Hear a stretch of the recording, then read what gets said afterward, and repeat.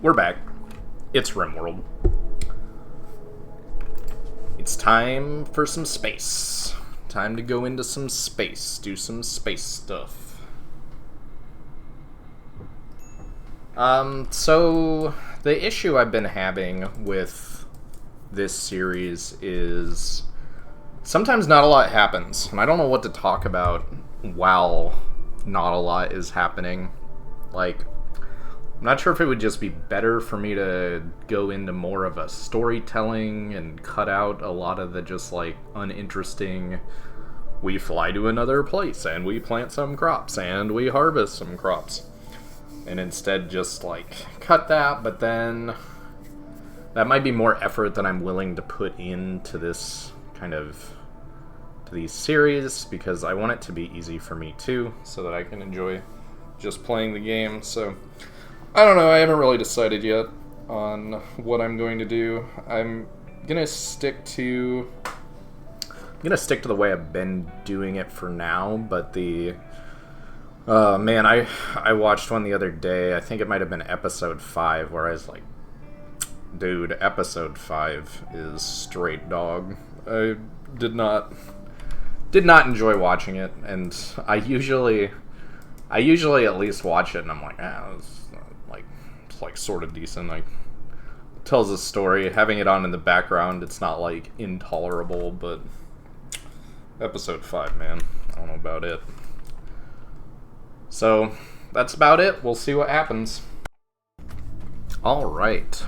Well, that was pretty fun.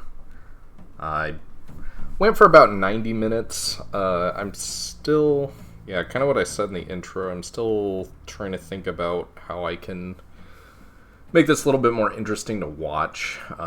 It's also kind of a challenge for me to monologue for 20 minutes about whatever I'm talking about. So I think I tried a few different things. We'll see if I can make these more interesting, or if I end up scrapping this and saying, well, whatever, I don't like this as much as the active play style. I could also mix that in when like a raid happens, maybe too. But I'm gonna try to talk more broad strokes about what's going on instead of trying to specifically like narrate what's happening right now. So, all that we have left on this map is to get some steel. Basically, I'm hanging out as long as I can for the mech threat, because I'm kind of gaming the storyteller Randy here.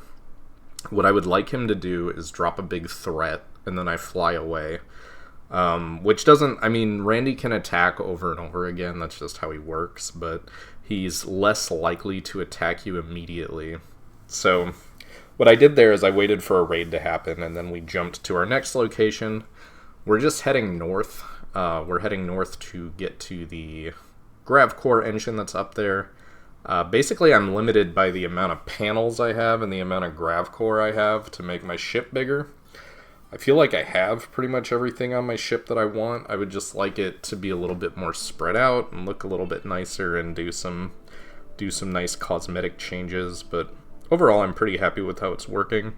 All my colonists are staying really happy. A component quest spawned, and that is why we are here. This was terrible. I don't know why I try so hard to protect my traps, but that was about as bad as I could do. So, that's what I do. I was surprised, I guess. Usually I don't get very far in this game. I was surprised that there was a power drill and a what do you call that? A deep vein miner, or whatever you call it. The thing that searches the map to create ores. Both of those were just in this camp, which one of those requires like 2 advanced components. I deconstructed them both because I'm not going to put that on my ship, and also I can't move it, so it's a moot point. But I was surprised it had both those, and it didn't give me any advanced components when I deconstructed it, which made me sad. So we go protect a shuttle here, and it's pigs, so I don't have high hopes. But at least I didn't do it as badly as the actual event on the map to go get the components, where I just tanked with all my people instead of using my trap tunnel. But yeah, I really need to... I think not long after this, I install auto doors into my ship to try to help myself play the game better. Yeah, so we actually succeeded. A very rare success for protecting the shuttle. I forgot what we got for it. It was inconsequential. The main thing I wanted is now you get a shuttle engine from doing that quest. It's probably the easiest way to get a shuttle engine. And I've never had the shuttle before, so I want to try that out and see what that's like. From what I've seen on other streams of this game, it's pretty good. The transport shuttle is like a little ship that you can caravan with, and it seems very OP. Although I think the ship in general is like quite a bit easier to play than trying to maintain a base. Definitely when we... I think for the other series that I have going with this one, I'm going to try to stay on the same map for that series, just because the playstyle is so different, and it's interesting to me to play in both ways. I'm also definitely afraid to go to space because I don't know I don't know anything about it. I haven't really looked or spoiled myself on it, so I'm very afraid I'm just gonna go up to space, somehow not make my ship oxygen tight or something, and then just everybody immediately dies, and I'm like, alright, well, glad you watched the 10 hours of me playing this to just immediately kill off all my people. But if that's what happens, it's still a compelling story, right? And that's why we do these things. So here I'm looking for somewhere interesting to fly to. That map has served its purpose. I think I was getting mechs, or I might just want to get going. Like, I feel like I don't need to spend an infinite amount of time on each map. I kind of wanted to go through these quickly. That the pilot accelerator thing that we added is quite good. I've noticed that the ship recharges a lot quicker. This muffalo hunting was funny. So I think every muffalo took revenge. I think I hunted 6, and I'm doing this just to get my chem fuel back. Like, getting a bunch of meat is an easy way to just blast out a bunch of chem fuel, as you can see me doing. But you can see every single muffalo took its revenge as we shot him, so not good hunters. Around this time, I realized that fortune favors... She doesn't believe what we believe. She believes in her own nonsense. I think she's a transhumanist, human primacy.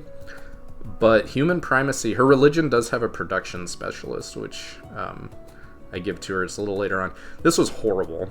So this defoliator ship has advanced components, and I wanted advanced components. So I was like, I'll just kite these scythers. That'll be no problem. Linda, who is now a child, immediately gets mauled by a bunch of scythers. She is 3 years old. And I don't know what I was thinking there, or what I was doing, or... This is still bad. And yeah, I don't know, man. It's a miracle I get as far as I do, for how I play some of this stuff. I guess what I thought they would do is they would, like, group up on my colonists, and I would have them all stunned, and then I would pull away, and then they would give up. The problem with that plan is it requires... By the time all of them have grouped up, the ones that were first stunned would be unstunned.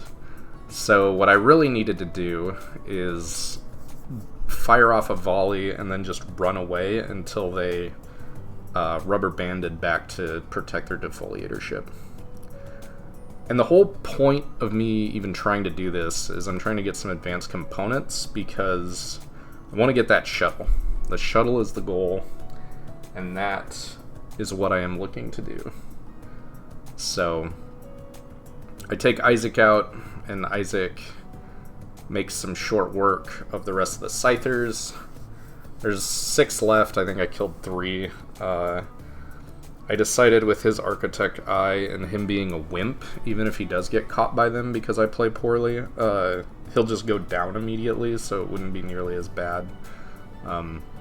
That's actually one of the nice things about, like Wimp you would think is all negative, and certainly it can be very negative sometimes, but there are some positives to your colonists downing very quickly.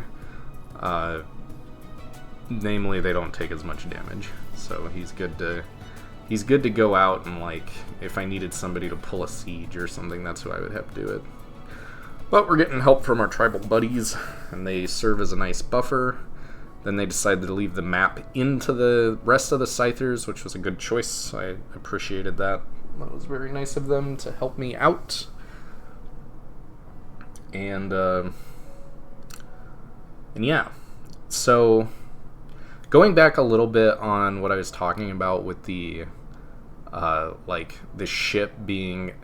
The ship is such a new way for everything to work. Like, I used to be concerned about mining out my map of resources. You don't have a map anymore. You have a ship when you're playing this style. So you basically have infinite of all resources because you just go somewhere else when you need to. Although there's a trade-off. You have to refuel your chem fuel all the time, but I find that's, as long as you're somewhere that has wildlife or trees, which is basically everywhere, it's very easy not to run out of chem fuel because you can make it from anything, so it's very simple. So our friend there who landed here is Legend. That is, I wouldn't have saved this person, but that is Fortune Favors Lover. At first I thought it was her father, and I was very confused. Because it's a pig, and she is a baseliner, so I didn't understand. And that quest we just took there was a quest to go take out some ancient soldiers to get a unique weapon. And yeah, so I was going back and forth because so far the initial idea for this run is I was gonna have a bunch of different xenotypes and a bunch of different people. So far, we have Isaac and Miss Chip's family, and we have Julio who hates everyone. He's getting over that, by the way. He only beat Duff up one time during this entire run, but his social is actually it's mildly improving, but he's still like neutral with everybody. He could not care less if the entire Isaac Miss Chips family perishes. So here I'm just getting closer to that quest, and I'm not planning on spending a lot of time on this map. Yeah, so going back to our colonists, I wanted to get... So far we only have baseliners. We only have normal human beings. So Legend is terrible, but he's Fortune Favors Lover, and I was like, well, I'm not going to arrest him, but if he joins, I will make him a colonist, and I'll keep him. He was a greedy, slow learner, like slowpoke. He was terrible. Just a terrible... His only good part of him is that he was, he was a pig, and he didn't have any, like, permanent damage on him. So here Mcduff goes on a break and then wakes up Militors for some reason. I didn't understand that at all, but I do think I've figured out kind of the new AI though, that they're using. Well, I mean that the game uses. So I think what was getting me with the doors and how stuff kept like breaking doors, that's just something new that they do. So it seems like if I double door everywhere that I can, like, that goes out to outside that a colonist might come into. Even if they break the outer door, the inner door will still be there, and they won't target that inner door because they had no reason to. They didn't see a colonist go through it. It seems like now when a colonist goes through a door, the colonist, the raiders that were targeted on that colonist will go just hammer on that door. And they didn't used to do that. Like, maybe one or two would do that, but not the way they do now, where, like, they'll break down plasteel doors if there's enough raiders that are coming at you, which, I mean, that was unheard of prior to this. The other thing I've been noticing is they retarget a lot. So Mcduff got surgery on his ear. We're going to our last location here. This is to fight the ancient soldiers to steal their weapons. So Mcduff has been missing an ear for like the last 5 episodes, and I made an implant for him finally. I'm like, here you go, Duff. You're gonna have a new ear, and I put it on the wrong goddamn ear. So then I took it off because I was like, well, maybe it doesn't work like arms and legs. Maybe like, because you do a cochlear implant, right? Like, that's, in my mind, that's like a hearing aid. So you wouldn't need to rip somebody's ear out to do it. You would just put in the hearing aid and then remove the hearing aid. Anyway, that's not the case. In Rimworld, it does remove the ear. So he was deaf for a while, and then I made him another one, and now he has one ear implant, and I'll get him another one here eventually. I thought I was exceedingly clever by doing this. A squirrel self-tamed, so I was like, I wonder if this squirrel can explore the dungeon for me without me actually going in there. And it turns out it can. You can see our targets running around up there, and then my squirrel gets in there enough that they decide they're going to attack us. And the squirrel does not make it through the process, unfortunately. But for the first time in the entire episode, I let my trap tunnel do what it's supposed to do, and I take no damage. It's almost like if I would use this trap tunnel instead of running around outside trying to like fight stuff, I would do a lot better. This didn't make any sense because I'm pretty sure nobody went through that, but whatever. The stuff beating, I'm just accepting that stuff is gonna beat on doors, and I'm not always gonna understand why it's beating on a door. But as long as I double door or maybe even triple door later on, or do like door space door. The only reason I'm putting them back to back like that is I don't have a lot of space in this ship, so it's a way to conserve space. Fortune Favors is now a production specialist, and we have our firepower is getting really good. We have 2 masterwork. The custom weapon was bad. It's like an LMG. I didn't even look at what it did because I knew I wasn't really going to use an LMG, so that was unfortunate. But doing custom weapon quests is fun, and we should get some steel to replace our traps, but there's steel on this map, so yeah. Thanks for watching.